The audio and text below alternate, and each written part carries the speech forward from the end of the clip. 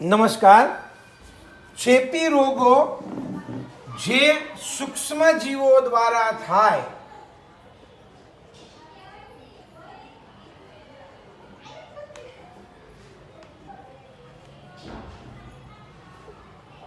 ચેપી રોગો જે સૂક્ષ્મજીવો દ્વારા થાય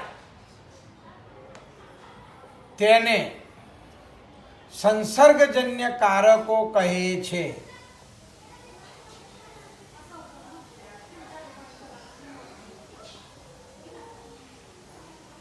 યાદ રાખજો.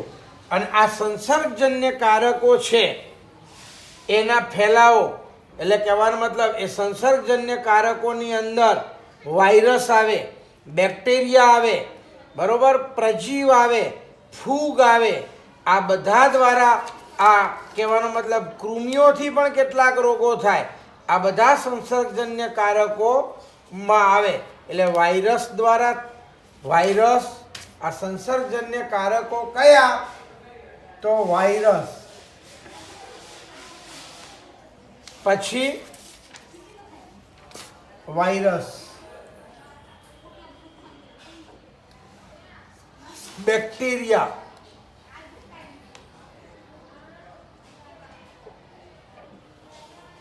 પછી ફૂગ,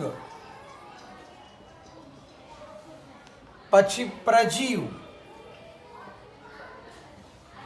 પછી કૃમિ વગેરે સંસર્ગજન્ય કારકો છે. કારણ કે આ વાયરસ, બેક્ટેરિયા, ફૂગ, પ્રજીવ આ બધાનાથી, કૃમિ આ બધાનાથી રોગો થાય છે. એટલે એને સંસર્ગજન્ય કારકો કહે છે. યાદ રાખજો. બરોબર. તો પ્રજીવો લઈએ અથવા વાયરસ, બેક્ટેરિયા. જો અહીંયા આકૃતિમાં બતાવેલું છે, તમને આ ચોપડીમાં આકૃતિમાં બતાવ્યું છે. જુઓ 13.1 આકૃતિમાં જુઓ તો એમાં સંક્રમણ કોષની બહાર નીકળતા SARS બેક્ટેરિયા એને આકૃતિમાં તીર દ્વારા અંકિત કરેલ છે. આકૃતિમાં સફેદ રેખા 500 નેનોમીટર માપને દર્શાવે છે, જે 1 માઇક્રોમીટરનું પણ અડધું થાય. બરોબર. 1 માઇક્રોમીટર 1 કિલોમીટરનો 1000મો ભાગ છે. બરાબર. આ ખાલી માહિતી આપી છે. તો આપણે આ સૂક્ષ્મજીવો છે જેના આવા સૂક્ષ્મજીવો અંદર દેખાય છે. બરોબર. આ SARS બેક્ટેરિયા આકૃતિમાં બતાવેલા છે. પછી આ બીજી આકૃતિ, એની અંદર સ્ટેફિલોકોકાઈ ના બેક્ટેરિયા બતાવેલા છે. બરોબર. એ ગોળ દડા જેવા દેખાય છે. એમ આપણને ખીલ થયા હોય તો એના માટે આ બેક્ટેરિયા જવાબદાર છે. બરોબર. ખીલના રોગકારક છે. તો એને નામ છે સ્ટેફિલોકોકાઈ. સ્ટેફિલોકોકાઈ બેક્ટેરિયા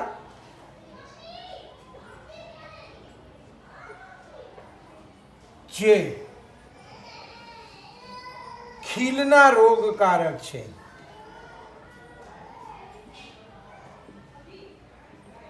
એટલે આ ખીલ થવાનું કારણ આ સ્ટેફિલોકોકાઈ બેક્ટેરિયા છે. પછી જુઓ અહીંયા એની નીચે આકૃતિ બતાવી છે ટ્રાયપેનોસોમા. આ નિંદ્રા રોગના રોગકારક છે. બરોબર. નિંદ્રા રોગના રોગકારક છે. આ પ્રજીવ છે. બરોબર. આ ટ્રાયપેનોસોમા આ પ્રજીવ છે. ટ્રાયપેનોસોમા આ પ્રજીવ નિંદ્રા રોગનો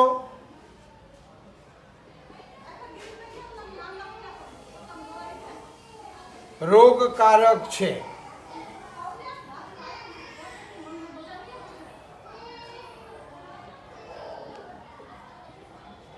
બરોબર. નિંદ્રા એટલે કહેવાનો મતલબ કે એના લીધે કોઈને નથી કહેતા સર મને ઊંઘ નથી આવતી. બરોબર. એના માટેના આ એક પ્રકારનો પ્રજીવ છે. આપણા ખોરાક દ્વારા આપણા પેટમાં ઘૂસે તો આ થાય. પછી જો એનો આકાર બતાવ્યો છે એટલે આ ડૉક્ટરો જે તમને લખીને આપે તો ભાઈ તમારા આ રોગ થયો છે તો આ બેક્ટેરિયા છે અથવા આ વાયરસ છે અથવા આ પ્રજીવ છે એ એના આકાર ઉપરથી કે આપણને એમ. પછી જુઓ આકૃતિમાં બતાવ્યું છે લેશમાનિયા એ કાલા આજાર રોગનું કારક પ્રજીવ છે. એનું નામ લેશમાનિયા. આ પ્રજીવ છે એક પ્રકારનું. લેશમાનિયા આ પ્રજીવ કાલા આજાર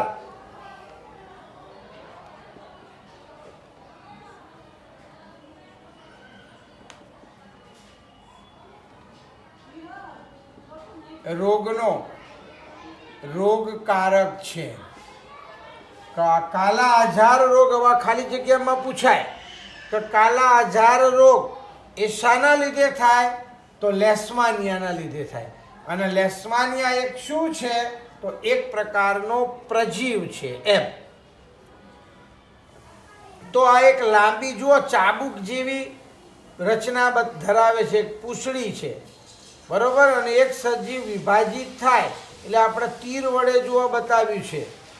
અને એમાં ચાબુક જેવી પકડ ધરાવે છે. સજીવને ખાવાની કોષીય પ્રક્રિયાઓ મોકલી છે અહીંયા. અને હવે એક જુઓ પેલો રાઉન્ડ વાળો બતાવ્યો છે ગોળ કૃમિ. અને આ ગોળ કૃમિ છે ને એ નાના આંતરડામાં થાય બરોબર.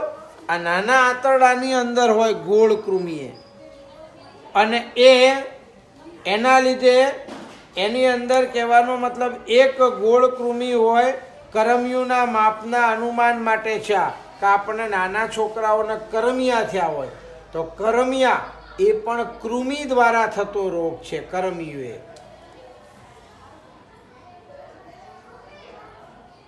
કરમિયું એ એક પ્રકારના કૃમિથી થતો રોગ છે. આ કૃમિથી થતો રોગ છે એમ કરમિયું યાદ રાખજો.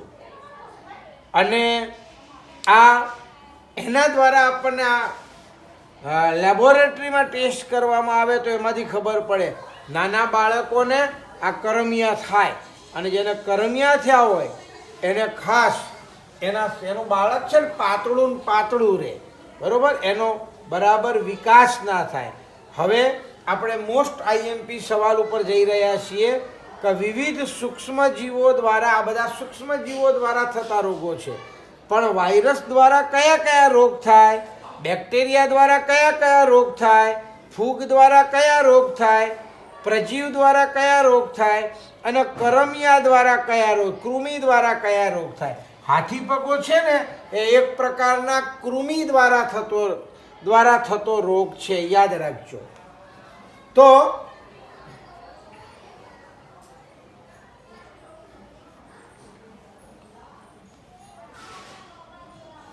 અહીંયા વિવિધ સૂક્ષ્મજીવો દ્વારા થતા રોગો.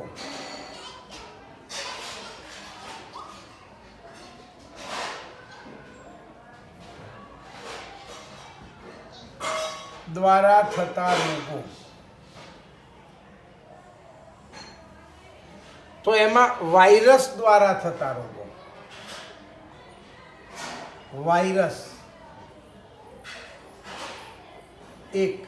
વાયરસ દ્વારા થતા રોગો. તો વાયરસ દ્વારા કયા રોગો થાય તો સામાન્ય શરદી એટલે શરદી. પછી ઇન્ફ્લુએન્ઝા,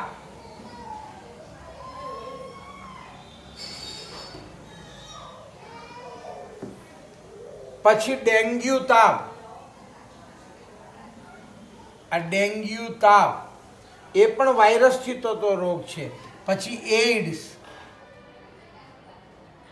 આ પણ વાયરસથી થતો રોગ છે. બીજું બેક્ટેરિયા દ્વારા થતા રોગો. બેક્ટેરિયા દ્વારા થતા રોગો, બેક્ટેરિયા એટલે એને જીવાણુ કહેવાય. તો જીવાણુ દ્વારા થતા રોગો તો ટાઇફોઇડ. આ ટાઇફોઇડનો તાવ આવે, ટાઇફોઇડ આ સેલ્મોનેલા બેક્ટેરિયા દ્વારા થાય. તો આ ટાઇફોઇડ તાવ, પછી કોલેરા, પછી ક્ષય ટીબી, બરોબર, અને એન્થ્રેક્સ.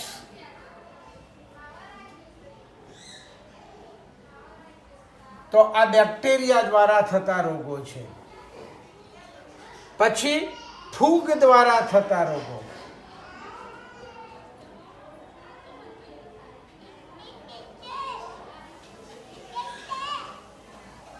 તો ફૂગ દ્વારા કયા રોગો થાય? તો ચામડીના રોગો, ધાધર થવી, ચામડીના રોગો જેવા કે ખસ, ધાધર, ખરજવું વગેરે આ ફૂગ દ્વારા થતા રોગો છે. હવે પ્રજીવ દ્વારા થતા રોગો.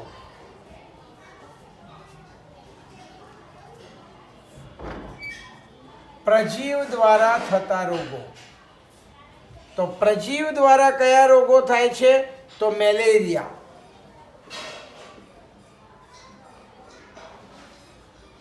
પછી કાલા અઝાર,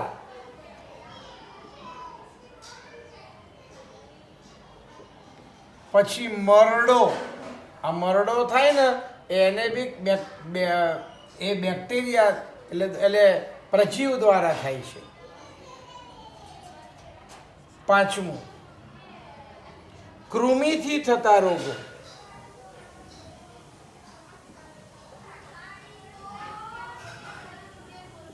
કૃમિથી થતા રોગો. તો કૃમિ દ્વારા કયા રોગો થાય? તો આંતરડાના કૃમિ દ્વારા સંક્રમણ થવું એટલે આંતરડાના રોગો. આંતરડાના રોગો થાય, પેટમાં દુખાવો થવો ને આ બધું. અને હાથી પગો, આ કૃમિ દ્વારા થતા રોગો છે, બરોબર. અને આનો ફેલાવો હવા દ્વારા થાય, આપણે જોવાનું છે. પાણી દ્વારા થાય, ખોરાક દ્વારા થાય, સંસર્ગ દ્વારા થાય, એમ.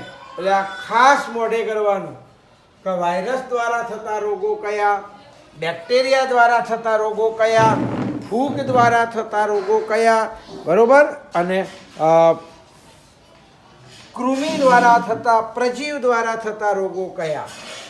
હવે રોગકારક સજીવોના પ્રકાર આપણે વાત કરી કે રોગકારક સજીવો છે એ જુદા જુદા પ્રકારના હોય છે. એની અંદર એ આપણે કે વાયરસ આવે, આ પરપોષી છે એટલે એ કોષો મારે, પણ બેક્ટેરિયામાં એના ગુણ ઓછા જોવા મળે. એમ વાયરસ, બેક્ટેરિયા અને ફૂગનું ગુણન ઝડપથી થાય, એટલે એકમાંથી બે, બેમાંથી ચાર, એમ ઝડપથી થાય છે. એમ એટલે એનું ગુણન ઝડપથી થાય છે. જો કે તુલનાત્મક રીતે આપણે કૃમિઓની વાત કરીએ તો કૃમિમાં ગુણન ધીમું હોય છે. એમ વર્ગીકરણ અનુસાર બધા બેક્ટેરિયા છે એ એકબીજાથી વાયરસથી વધારે નજીક હોય છે. વાયરસમાં પણ આવું જોવા મળે. અનેક જૈવિક ક્રિયાઓ આ બધા બેક્ટેરિયાઓમાં સમાન હોય છે, પણ વાયરસમાં સમાન ના હોય, વાયરસમાં ભિન્ન હોય. વાયરસ છે ને એ સજીવ અને નિર્જીવને જોડતી કડી છે. એટલે જ્યારે મુક્ત અવસ્થામાં વાયરસ હોય ત્યારે નિર્જીવ હોય, અને જ્યારે કોઈ પણ વ્યક્તિના શરીરમાં દાખલ થાય, એના સંપર્કમાં આવે એટલે એ સજીવ બની જાય એમ. એટલે કહેવાનો મતલબ આના લીધે તકલીફ શું થાય કે આપણે વાત કરીએ તો આ એન્ટીબાયોટિક દવાની વાત કરીએ તો એન્ટીબાયોટિક છે ને એ બેક્ટેરિયા ઉપર અસર કરે. આપણે પેનિસિલિન નામની દવા બનાવી, આ એન્ટીબાયોટિક છે, એ બેક્ટેરિયા ઉપર અસર કરે છે, પણ વાયરસ ઉપર અસર કરતી નથી એમ. એટલે વાયરસ ઉપર અસર ના કરે, બરાબર. એટલે કહેવાનો મતલબ ઔષધ અન્ય વર્ગની સંબંધિત રોગકારકો પર અસર પહોંચાડી શકતા નથી. એન્ટીબાયોટિક ઔષધિઓ છે સામાન્યતઃ બેક્ટેરિયાનો મહત્વપૂર્ણ જૈવ રાસાયણિક માર્ગ જ બંધ કરી દે છે. એટલે મોટાભાગના બેક્ટેરિયા છે એના રક્ષણ માટે કોષ દિવાલ બનાવે, અને એન્ટીબાયોટિક જેને આપણે પેનિસિલિન કહીએ તો આ પેનિસિલિન એન્ટીબાયોટિક દવા છે, એ પેલી બેક્ટેરિયાને કોષ દિવાલ બનાવતા હોય ને તો એને અવરોધે, કોષ દિવાલ બનાવવા ના દે એમ. એટલે આ એન્ટીબાયોટિક દવા બેક્ટેરિયાની કોષ દિવાલનું નિર્માણ થવા દેતી નથી, અને તેથી આવા બેક્ટેરિયા કોષ દિવાલ ના બને એટલે સરળતાથી મરી જાય છે એમ. માનવ કોષોમાં કોષ દિવાલ બનતી નથી, એટલે કહેવાનો મતલબ માનવ ઉપર આ પેનિસિલિનની અસર થતી નથી.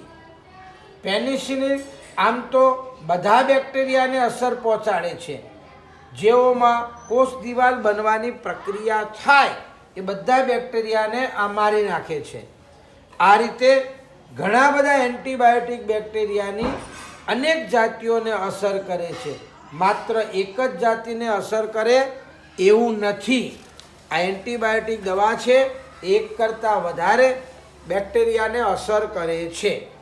હવે વાયરસ પર ઔષધિની અસરો તો યાદ રાખજો, વાયરસમાં એવો કોઈ માર્ગ ન હોવાને કારણે કોઈ પણ એન્ટીબાયોટિક દવા છે એ વાયરસના સંક્રમણ પર અસરકારક નીવડતી નથી. એટલે આ એન્ટીબાયોટિક દવા એ બેક્ટેરિયાના ઉપર અસર કરે પણ વાયરસ ઉપર અસર કરતી નથી. દાખલા તરીકે જો કોઈ પણ વ્યક્તિને શરદી ઉધરસથી પ્રભાવિત થઈ હોય તો એન્ટીબાયોટિક લેવાથી બરાબર આ રોગની તીવ્રતા અથવા એનો સમયગાળો ઓછો થતો નથી એમ. પરંતુ જો વાયરસ દ્વારા શરદી થઈ હોય, બરાબર ઉધરસ થઈ હોય, તો બેક્ટેરિયાનું સંક્રમણ હોય એની સાથે, તો એન્ટીબાયોટિક એના માટે લાભદાયી છે. વાયરસની સાથે સાથે બેક્ટેરિયા અંદર હોય તો એન્ટીબાયોટિક બરાબર છે. આમ છતાં એન્ટીબાયોટિક માત્ર બેક્ટેરિયાના સંક્રમણ માટે અસરકારક બને છે, વાયરસના સંક્રમણ માટે અસરકારક બનતી નથી. ઓકે. હવે પેલી પ્રવૃત્તિ છે કે તમારી આજુબાજુ કેટલા જણા છે, કેટલા રોગ થયા છે, કોણ રોગ નથી થયા ને એમ, બરાબર. હવે આપણો સવાલ આવે છે રોગોનો ફેલાવો, બરાબર. એ આપણે પછીના પિરિયડમાં જોઈશું.